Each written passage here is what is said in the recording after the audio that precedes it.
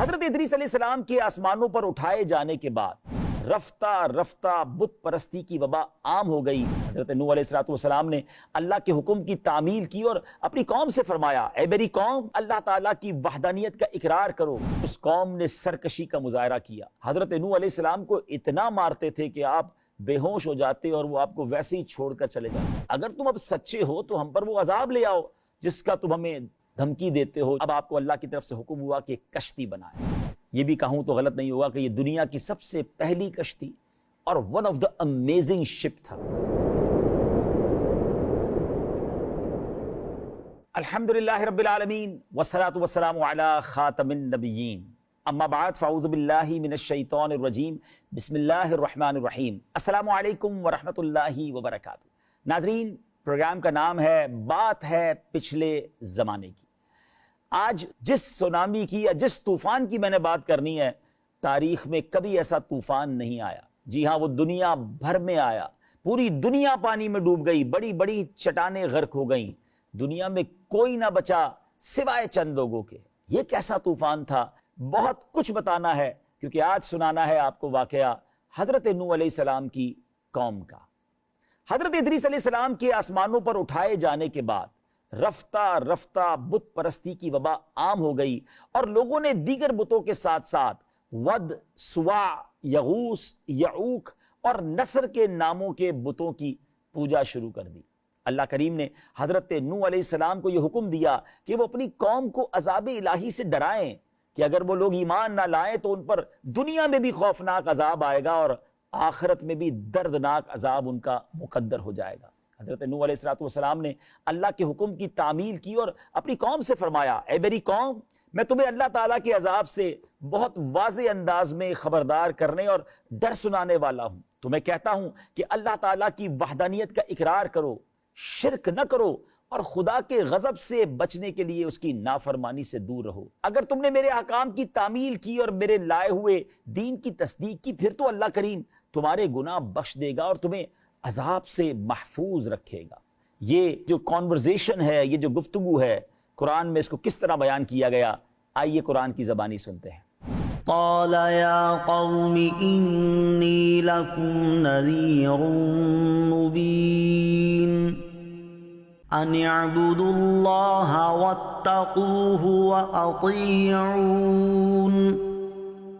یغفر لکم من ذنوبکم ویؤخرکم الی اجل مسمی ان اجل اللہ اذا جاء لا یؤخر لو کنتم تعلمون۔ اس نے فرمایا، اے میری قوم، بے شک میں تمہارے لیے کھلا ڈر سنانے والا ہوں کہ اللہ کی بندگی کرو اور اس سے ڈرو اور میرا حکم مانو۔ وہ تمہارے کچھ گناہ بخش دے گا اور ایک مقررہ مدت تک تمہیں مہلت دے گا۔ بے شک اللہ کی مقررہ مدت جب آ جائے تو اسے پیچھے نہیں کیا جاتا۔ کیا ہی اچھا ہوتا اگر تم جانتے۔ حضرت نوح علیہ السلام کی اس مبارک تبلیغ کے بعد ہونا تو یہ چاہیے تھا کہ وہ ان کی بات کو مان لیتے، مگر اس قوم نے سرکشی کا مظاہرہ کیا۔ معاذ اللہ، آپ علیہ السلام کو جھوٹا قرار دیا، توحید کو ماننے اور شرک کو چھوڑنے سے انکار کر دیا، بلکہ اس کے علاوہ یہ دھمکی دی کہ اگر تم اپنے واعظ و نصیحت اور دین کی دعوت سے باز نہ آئے تو ہم تمہیں پتھر مار مار کر قتل کر دیں گے۔ اللہ اکبر، گویا ہر طرح کی تکلیف، قلبی تکلیف، ذہنی تکلیف اور جسمانی تکلیف پہنچانے لگے۔ ناظرین، کئی بار تو ایسا ہوا کہ حضرت نوح علیہ السلام کو اتنا مارتے تھے کہ آپ بے ہوش ہو جاتے اور وہ آپ کو ویسے ہی چھوڑ کر چلے جاتے۔ آپ نے 950 سال اللہ کی طرف بلایا۔ یہ ایسی قوم تھی کہ آپ کی بات مانتی بھی نہیں تھی اور اپنی آنے والی نسلوں کو بھی یہ تربیت کر کے جاتے تھے، وصیت کر کے جاتے تھے کہ ان کی بات آپ نے نہیں ماننی ہے، مگر آپ اولو العزم رسولوں میں سے تھے، آپ با ہمت رسولوں میں سے تھے۔ تکلیفیں ہوتی رہیں، مخالفت ہوتی رہی، آپ برداشت کرتے رہے، اللہ کی طرف بلاتے رہے، توحید کی طرف بلاتے رہے۔ ایک بار آپ نے فرمایا، اے میری قوم، ایمان قبول کر کے اللہ تعالیٰ کی عبادت کرو، کیونکہ اس کے سوا کوئی اور ایسا ہے ہی نہیں جس کی عبادت کی جا سکے، وہی تمہارا معبود ہے۔ اور میں جس چیز کا تمہیں حکم دے رہا ہوں، اگر تم میری نصیحت قبول نہ کرو گے، اگر راہ راست پر نہ آؤ گے، تو مجھے تم پر بڑے دن روز قیامت کے عذاب کا خوف ہے۔ حضرت نوح علیہ الصلوۃ والسلام کی اس دعوت حق کو سن کر اب ان لوگوں نے 3 آرگیومنٹ کیے، 3 اعتراضات کیے اور اپنی قوم کو یہ باور کرانے کی کوشش کی کہ آپ اللہ کے نبی نہیں ہیں، معاذ اللہ۔ اب اعتراض کیا تھے، وہ آرگیومنٹس کیا تھے، ذرا غور سے سنیے گا۔ پہلا اعتراض یہ تھا کہ تم ہماری طرح بشر ہو اور تمہیں ہم پر کوئی خاص فضیلت حاصل نہیں، اس لیے ہم کیسے مان لیں کہ تم نبی ہو اور تمہاری اطاعت ہم پر لازم ہے۔ وہ اپنے جیسا دیکھتے تھے تو کہتے ہم کیسے مان لیں کہ آپ اللہ کے نبی ہیں۔ دوسرا اعتراض، ہم دیکھ رہے ہیں کہ تمہاری پیروی جن لوگوں نے کی ان کی تو قوم میں کوئی عزت نہیں ہے، وقت نہیں ہے، بلکہ وہ تو گھٹیا قسم کے غریب لوگ ہیں۔ تم پر ایمان لانے کی حرکت بھی انہوں نے کی اور بغیر غور و فکر کے کی ہے۔ اللہ اکبر، غریبوں کو دیکھ کر اور ان کو گھٹیا اور معاذ اللہ کمینے لوگ کہا انہوں نے۔ ان کا اعتراض یہ خالصتاً جہالت پر مبنی تھا۔ ناظرین، تیسرا اعتراض یہ تھا کہ ہمیں تمہارے اندر کوئی ایسی بات نظر نہیں آ رہی جس کی بنا پر تمہیں ہم پر برتری حاصل ہو، کیونکہ تمہارے پاس نہ تو ہم سے زیادہ مال ہے، نہ ہی ریاست، بلکہ ہم تمہیں نبوت کے دعوے میں اور تمہاری پیروی کرنے والوں کو اس کی تصدیق میں جھوٹا خیال کرتے ہیں۔ اللہ اکبر۔ بہرحال ناظرین، حضرت نوح علیہ السلام سے ان کافر سرداروں نے کہا، اے نوح، ہم نے تم سے بہت بحث کر لی، یہ واضح ہے کہ ہم نے تمہاری بات ماننی نہیں اور تم ہماری بات نہیں مان رہے۔ اگر تم اب سچے ہو تو ہم پر وہ عذاب لے آؤ جس کا تم ہمیں دھمکی دیتے ہو، جس کے بارے میں ہمیں ڈراتے ہو۔ قرآن مجید نے یہی الفاظ کس واضح انداز میں بیان کیے، آئیے سنتے ہیں۔ قالوا يا نوح قد جادلتنا فأكثرت جدالنا فأتنا بما تعدنا إن كنت من الصادقين۔ انہوں نے کہا، اے نوح، تم نے ہم سے جھگڑا کیا اور بہت زیادہ جھگڑا کر لیا ہے، تو اگر تم سچے ہو تو وہ عذاب لے آؤ جس کی وعیدیں تم ہمیں دیتے رہتے ہو۔ حضرت نوح علیہ السلام نے فرمایا کہ تم مجھے عذاب نازل کرنے کے بارے میں کہہ رہے ہو، اس کا اختیار تو اللہ ہی کے پاس ہے، وہ جب چاہے گا تم پر عذاب نازل کر دے گا، اور جب اس نے عذاب نازل کرنے کا ارادہ فرما لیا تو پھر تم اس عذاب کو روک نہیں سکو گے، بچ بھی نہیں سکو گے۔ اللہ اکبر۔ ناظرین، آپ سمجھاتے رہے، وہ ڈینائی کرتے رہے، آپ اللہ کی طرف بلاتے رہے، وہ آرگیومنٹ کرتے رہے، وہ جھگڑتے رہے، آپ کو جھٹلاتے رہے، بلکہ آپ کو مارتے بھی رہے۔ حضرت نوح علیہ السلام نے بڑی نصیحت کی تو وہ قوم کہتی ہے کہ کیا ہم تمہاری بات سن کر ایمان لے آئیں، حالانکہ تمہاری پیروی تو غریب، کمینے اور گھٹیا لوگوں نے کی ہے۔ کتنے برے الفاظ ہیں۔ قرآن میں کیا فرمایا اس بارے میں، آئیے سنتے ہیں۔ قالوا أنؤمن لك واتبعك الأرذلون۔ قوم نے کہا کہ ہم تم پر ایمان لے آئیں حالانکہ تمہاری پیروی گھٹیا لوگوں نے کی ہے۔ قوم نے یہ بات ناظرین غرور و تکبر کی وجہ سے کہی تھی، کیونکہ انہیں غریبوں کے پاس بیٹھنا گوارا نہ تھا۔ وہ اپنی کثرت شان سمجھتے تھے کہ اگر ہم بھی ایمان لے آئے تو ہمیں ان غریبوں کے ساتھ بیٹھنا پڑے گا۔ بہرحال حضرت نوح علیہ السلام کو اب اس قوم نے دھمکایا، اب تم نے اللہ کی طرف ہمیں بلایا اور اپنی بات سے باز نہ آئے تو ہم پتھر مار مار کر تمہیں ہلاک کر دیں گے، قتل کر دیں گے، معاذ اللہ۔ حضرت نوح علیہ السلام نے اب دیکھا کہ اس قوم نے ماننا تو نہیں ہے، اور بہت ان کو اللہ کی طرف بلایا، مگر یہ تو بار بار انکار کر رہے ہیں، اور اب تو انہوں نے میرے قتل اور جلا وطنی کا ارادہ کر لیا ہے۔ تو آپ نے اب فرمایا، اے میری قوم، اگر میرا تمہارے درمیان ٹھہرنا اور آیات الہی کے ذریعے نصیحت کرنا تم پر بوجھ ہے تو سن لو۔ مجھے اللہ عز و جل پر کامل بھروسہ ہے، میں نے اسی پر اپنے معاملے سپرد کر دیے ہیں۔ تم میری مخالفت کے لیے جتنے اسباب جمع کر سکتے ہو کر لو، بلکہ اپنے باطل معبودوں کو بھی ملا لو اور سب منصوبہ اور سازش علانیہ کر لو، پھر میرے خلاف جو کچھ کر سکتے ہو کر گزرو، مجھے مہلت بھی نہ دو۔ مجھے ان چیزوں کی کوئی پرواہ ہے نہ ڈر۔ آئے ہائے، کیا اللہ پر بھروسہ تھا۔ بہرحال ایک موقع پر آپ نے کفار کے خلاف دعا کرنے کے بعد حضرت نوح علیہ السلام نے اپنے والدین، مومن مردوں اور عورتوں کے لیے دعا کرتے ہوئے اللہ تعالیٰ کی بارگاہ میں عرض کی، اے میرے رب، مجھے اور میرے ماں باپ کو اور میرے گھر میں حالت ایمان میں داخل ہونے والوں کو اور سب مسلمان مردوں اور سب مسلمان عورتوں کو بخش دے اور کافروں کی تباہی میں اضافہ فرما دے۔ اللہ اکبر۔ اب اللہ کریم نے حضرت نوح علیہ السلام کی دعا قبول فرمائی، ان کی قوم کو بڑے غم سے نجات بخشی، اور جھٹلانے والوں کے خلاف آپ علیہ السلام کی یوں مدد فرمائی کہ قوم کے تمام کفار کو عذاب سے ہلاک کر دیا گیا۔ ناظرین، اب آپ کو اللہ کی طرف سے حکم ہوا کہ ایک کشتی بنائے۔ یہ بھی کہوں تو غلط نہیں ہوگا کہ یہ دنیا کی سب سے پہلی کشتی اور ون آف دا امیزنگ شپ تھا۔ یہ 3 منزلہ شپ 3 منزلہ پانی کا جہاز بنایا گیا۔ کتنے ٹائم میں بنا؟ یہ 100 سال کی محنت تھی، ساگوان کی لکڑی سے تیار کیا گیا اور کئی مومنین مل کر اسے بناتے تھے۔ قوم کے افراد جب حضرت نوح علیہ السلام کے سامنے سے نکلتے تھے تو آپ کا مذاق اڑاتے تھے، کیونکہ آپ ذرا سمجھیے گا، دنیا میں کئی ملک ہوتے ہیں کہ جن کے کنارے پر سمندر ہوتا ہے، مگر کئی ملک ہوتے ہیں جو لینڈ لاک کنٹری ہوتے ہیں، جہاں سمندر نہیں ہوتا، پھر وہاں کشتیاں بھی نہیں ہوتی۔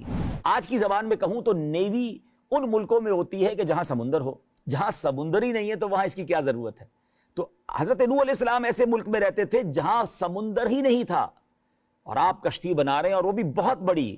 تو لوگ مذاق اڑاتے کہ اے نوح، آپ تو ہمیں بتاتے تھے آپ اللہ کے نبی ہیں، اب تو آپ کارپینٹر معاذ اللہ بڑے ہی بن گئے، اور اس کشتی کو چلاؤ گے کہاں سے؟ آپ کہتے تھے مذاق اڑانے والوں مذاق اڑا لو، ایک وقت آئے گا کہ تم رو رہے ہوگے اور ہم ہنس رہے ہوں گے۔ اور ایسا ہی ہوا ناظرین، آپ کو بتا دیا گیا، ایک نشانی بتائی گئی کہ ایک تنور کے اندر سے جب پانی ابلنے لگے تو آپ اپنی قوم کو تیار کر لیجئے گا اور مومنوں کو کشتی میں بٹھائیے گا۔ ناظرین، اب کیا ہوا؟ جب عذاب کا وقت آیا تو اب آسمان سے بارش برسنے لگی، اور یہ لگاتار 40 دن اور رات برستی رہی۔ اتنا آسمان سے پانی آیا کہ اب زمین سے بھی پانی نکلنا شروع ہو گیا، زمین چشموں کی طرح ہو گئی، پانی بڑھتا گیا اور اتنا بڑھ گیا، اتنا اونچا ہوا کہ پہاڑوں سے بھی اونچا ہو گیا، ہر چیز ڈوب گئی۔ ہوا اس شدت سے چل رہی تھی کہ اس کی وجہ سے پہاڑوں کی مانند بڑی بڑی لہریں بلند ہو رہی تھیں، اور انہی لہروں کے درمیان اب حضرت نوح علیہ السلام کی کشتی تھی۔ پھر آپ نے اس میں 3 فلور بنائے تھے، اس کی تقسیم اس طرح تھی کہ گراؤنڈ فلور پر حشرات الارض اور باقی جانور اس میں شامل کیے گئے، پرندے شامل کیے گئے۔ سیکنڈ فلور پر آپ نے چوپائے اور دیگر جانور شامل کیے، اور ٹاپ فلور پر یہ آپ کے لیے اور مومنین کے لیے فلور تھا جس میں یہ 80 اللہ والے جو تھے وہ اس میں سوار ہو گئے۔ ناظرین، جب یہ سوار کیا جا رہا تھا، ہر جانور کا ایک نر اور مادہ جوڑا شامل کیا گیا۔ دیکھیں، دنیا کو واپس ری سٹارٹ کرنا تھا، پھر دنیا میں ان تمام چیزوں کو آباد کرنا تھا، تو کیا خوبصورت آپ کی پلاننگ تھی کہ ہر جانور کا ایک نر اور مادہ جو ہے وہ جوڑے کے طور پر اس جہاز میں سوار کیا گیا۔ اب جب جہاز میں سوار ہو رہے تھے چرند اور پرند، تو سانپ اور بچھو جب آئے تو آپ نے اسے روک دیا، آپ نے فرمایا کہ تمہیں نہیں شامل کرنا ہے۔ تو انہوں نے آپ سے وعدہ کیا کہ اگر کوئی بھی شخص سلام علی نوح فی العالمین پڑھے گا، ہم اسے تکلیف نہیں پہنچائیں گے۔ اور جب انہوں نے یہ کہا تو آپ نے اس بنا پر ان کو بھی اپنے جہاز کی سواری عطا فرما دی۔ گویا ایک وظیفہ ہے، اگر آپ جنگل بیابان یا ایسے علاقوں میں رہتے ہیں کہ جہاں سانپ اور بچھو ہوتے ہیں تو آپ اس کو پڑھ لیا کریں، انشاءاللہ اس سے حفاظت رہے گی، اور یہ قرآن پاک کی آیت ہے۔ بہرحال میرے پیارے اسلامی بھائیوں، اب کیا ہوا؟ پانی میں وہ کشتی ہے، موجیں ہیں، اور عجیب سفر ہے جس کا کوئی منزل نہیں ہے، کیونکہ دنیا میں اب صرف پانی ہے، اور ایک کشتی ہے جو ہچکولے رہی ہے اور اللہ کی قدرت سے سفر کر رہی ہے۔ اے میرے پیارے اسلامی بھائیوں، اب جب طوفان انتہا کو پہنچ گیا، رجب کے مہینے میں حضرت نوح علیہ السلام کی کشتی پہ آپ سوار ہوئے تھے، اور اب محرم کا مہینہ آ گیا، 10 محرم آ گئی۔ جی ہاں، یہ عاشورے کا دن کتنا امپورٹنٹ ہے کہ ہسٹری آف اسلام کے بہت سارے واقعات اس سے ریلیٹڈ ہیں۔ 10 محرم ہے، اور اب حکم دیا گیا کہ زمین کو حکم دیا گیا کہ اے زمین اپنا پانی نگل جا۔ آسمان کو حکم دیا گیا، آسمان اب تھم جا۔ بارش بھی رک گئی اور زمین بھی آہستہ آہستہ خشک ہونے لگی۔ 6 مہینے یہ کشتی گھومتے گھومتے موصل یا شام کی حدود میں داخل ہوئی، اور وہ عظیم پہاڑی کوہ جودی پر جا کر وہ کشتی ٹھہر گئی۔ حضرت نوح علیہ السلام کی قوم کے لوگ اپنی خطاؤں کی وجہ سے طوفان میں ڈبو دیے گئے، اور پھر غرق ہونے کے بعد عذاب برزخ کی آگ میں داخل کیے گئے۔ قرآن مجید فرقان حمید اس بارے میں کیا ارشاد فرماتا ہے، آئیے سنتے ہیں۔ مما خطيئاتهم أغرقوا فأدخلوا نارا فلم يجدوا لهم من دون الله أنصارا۔ وہ اپنی خطاؤں کی وجہ سے ڈبو دیے گئے، پھر آگ میں داخل کیے گئے، تو انہوں نے اپنے لیے اللہ کے مقابلے میں کوئی مددگار نہ پائے۔ ناظرین، عجیب واقعہ ہے، کیسی قوم تھی جس نے اللہ کے نبی کی بات نہ مانی، سارے کے سارے غرق ہو گئے، اور جنہوں نے بات مانی اتنے بڑے طوفان سے بھی اللہ نے انہیں بچا لیا۔ رب چاہے تو بغیر سمندر کے ایسا سائیکلون بھی پیدا کر سکتا ہے. وہ چاہے تو اتنے بڑے پانی کے جہاز کو پانی میں چلنے کے لیے ایک ایسا پانی پرووائڈ کر سکتا ہے جس کو سن کر عقلیں حیران ہو جاتی ہیں. ناظرین پھر وہ چاہے تو 6 مہینے کے بعد وہ کشتی کنارے بھی لگ سکتی ہے. کیوں؟ ان اللہ علی کل شیء قدیر. میرا رب ہر چاہے پر قدرت رکھنے والا ہے. تو اے میرے پیارے اسلامی بھائیوں، ہمیں بھی چاہیے اللہ والوں کی اطاعت کریں، اللہ کو ناراض نہ کریں اور فرما بردار بنے رہیں. اللہ مجھے بھی عمل کی توفیق عطا فرمائے، آپ کو بھی نصیب فرمائے. مدنی چینل دیکھتے رہیے. اگلے پروگرام میں پھر ملاقات ہوگی. صلو علی الحبیب صلی اللہ تعالی علی محمد صلی اللہ علیہ وسلم.